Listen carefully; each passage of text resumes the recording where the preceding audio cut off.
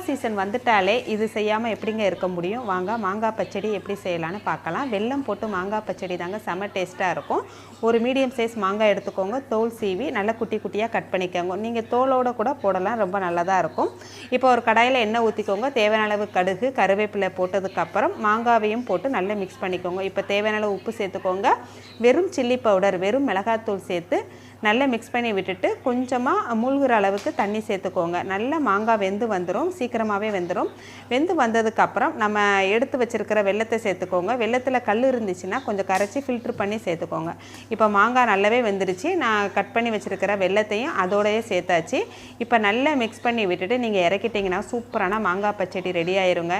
இதை சாப்பிடாமல் நம்மளால் இருக்க முடியுமா? சாம்பார் சாதம், தயிர் சாதம், எல்லா ஒரு சாப்பாட்டுக்குமே இது சூப்பரான சைட் டிஷ்ஷுங்க. ட்ரை பண்ணி பாருங்கள்.